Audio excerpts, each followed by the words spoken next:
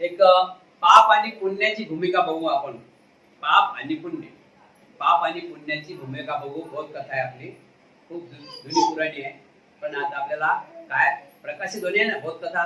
बहुत कथेचा मतलब आहे की आपण त्या जे कथा आहे त्यातून आपण बोध घेणे, त्यातून आपण बोध घेणे, त्याला बोध कथा म्हणतात. बरोबर आहे की नाही? एखाद्या राजाचं नाव चुकलं काय फरक नाही, त्या राजाचं नाव तर काही आपल्याला काय काय, पण ते बोध म्हणजे त्या गोष्टीपासून या गोष्टीपासून आपल्याला बोध मिळाला पाहिजे असं. तर पाप आणि पुण्याचा बोध बघू आपण कसा काय. तर एका गावामध्ये बोध कथा 10 मिनिटं 6-7 मिनिटाची. एका गावामध्ये एका मुलाचं लग्न झालं. लग्न तर होतातच ना. लग्न झालं आणि पती पत्नी दोघे आनंदात, 6-7 महिने झाले, दोघे आनंदात आपल्या जीवनामध्ये छान प्रकारे आपल्या संसारामध्ये रममान झाले होते. 1 वर्ष झाले. आता 1 वर्ष झाल्यानंतर खेड्यापाड्यात खूप अशी सवय आहे, खेड्यापाड्यात अशी सवय आहे सर्व लोकांना की आपल्या मुलीला आंब्याच्या रसाला घरी बोलावतात. तुमच्या इकडे आहे का? आहे ना? आहे की नाही? आवाज द्या मोठ्यानं. आहे ना? आहे ना? आपले 1 वर्ष लग्न झालं, मुलगी आपली आली नाही, तर आंब्याचा सीजन आहे, त्या वक्ती मुलीला आंब्याच्या रसाला बोलावतात. काही काही लोक 14 एप्रिलला बोलावतात अमुक अमुक ठिकाणी. तर अशा प्रकारे. तर मग एका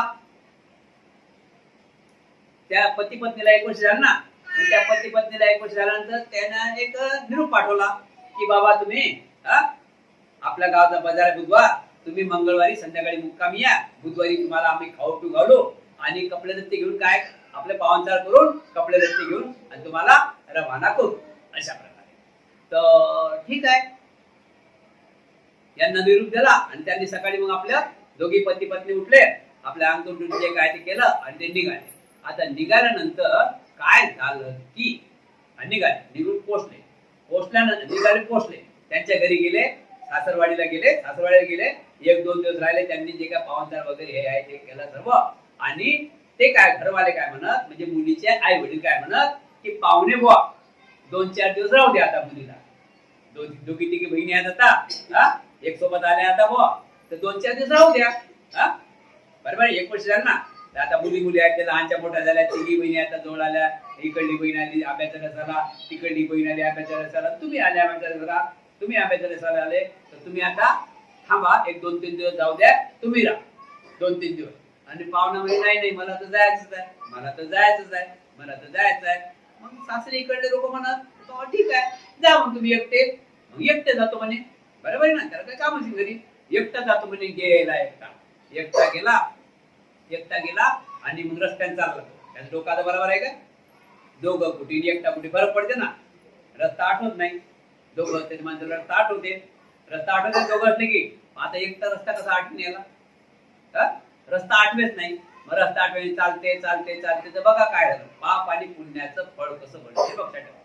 एका बाजूच्या गावात लांब शेतातला रस्ता आहे ना, पण दुसऱ्याच्या हिरव्या कच शेतामध्ये एक गाय ते घास खात होती, त्या शेतीतला माल खात होती.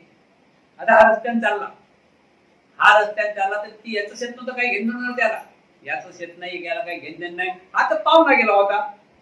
याचं गावात मध्ये अर्ध राहिलं, अर्ध्या सासूराडी सोडली, अर्ध्यात आला. आता अर्ध्याचा बाजू राहिलं. पण याच्या नजरमध्ये हा रस्त्याने चालला एक गाय त्या शेतात हिरवा माल खाऊन झाली त्या शेतकऱ्याचा. याला आली, याच्या डोक्यात बसलं ते गणे म्हणे बापरे, शेतकऱ्याचा हिरवा माल. मग कल्ला करून राहिला, अरे कोणाचं शेत आहे बघा, अरे बाबा हो कोणा शेत आहे, गाय शेतात गेली, कोणा शेत आहे गाय शेतात गेली, कोणा शेत आहे गाय शेतात गेली. तिथं असतात रखवाली, गाय तिथं असतात रखवाली. रखवाली हाती मोठी असते काठी. तो रखवाली जसा आला तशा त्या गायच्या डोक्यावर 1-2 फटके मारले, गाय तिथंच लंबी झाली. यानं पाहिलं आणि निघाला, घरी निघाला ना. आता एक गोष्ट कोणाला माहित, त्या मारणाराला आणि याला. ते गाय तिथे पडली. हा निघाला तर याही सुमसाम राहिला.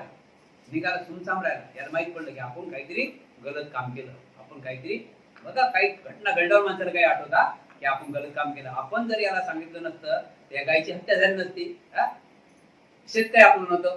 आता ते गाय गेली होती हे पण कारण बघा. हे घटना का घडतात, चोरी का होते घराईत, काही दुखापत का होते, एक लक्षात ठेवा. याचं कारण आहे. कारण कसं असते याचं कारण कसं आहे की प्रत्येक माणसाच्या कर्माने प्रत्येक माणूस खाते. आता ते उदाहरण घेऊया. त्या शेतीवाल्यानं कोणाचे काय केली ती, कोणाचे पैसे डुबवले, कोणाचे काय केली म्हणून हात घोड त्याच्या मागाला. बरोबर आहे की नाही? समजणे भाषा? म्हणजे प्रत्येकानं कर्म.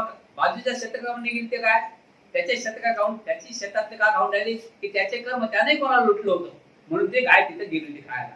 चोरी झाली, तुझ्या घरात चोरी झाली म्हणजे तुझे काहीतरी कर्म खराब होतं, तुझ्या घरातला माल गेला. समजलं ना? शंका यात काही अशा प्रकारे मग हा चुपचाप राहिला. पण याच्या काही मनातलं जाईल, मनातलं जाईन काय. मग हा घरी गेला, 1-2 दिवस राहिला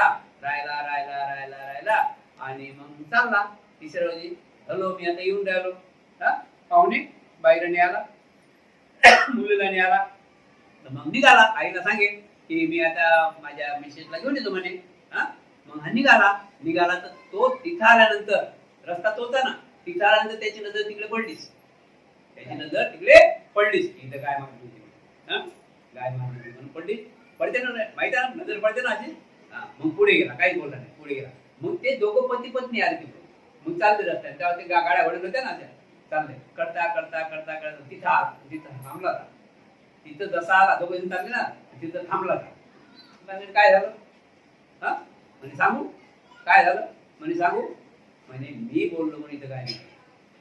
इथं काय मी बोललो म्हणून एका रखवाल्यानं, म्हणजे रखवालदार म्हणतात त्याला काय म्हणतो तसं जेव्हा ती बोलला तेव्हा त्याला पाप लागलं. ते पापाचं फळ त्याला 8 या 10 दिवसांत घेऊन द्यावं लागतं. समजलं ना? म्हणून देखना तो झापना काही गोष्टीचे आहे. देखना तो झापना आया रोटी को मान द्या. देखना तो झापना आया रोटी को मान द्या. म्हणून अंधीमध्ये रस्त्यानं चाललं असं काही गलत कामं नाही करायचं. अंधीमध्ये खरं तिथं काय हानी होत असे आपल्या काही गोष्टीचे किंवा कोणाची ते गोष्ट झालं काय. नाही ते काही गोष्टी आजकाल असे म्हणतात ना, आपण अंगावर घेऊन बसतो. अशा घटना माणसाने करू नये. तर मंगल हो, सुखी हो.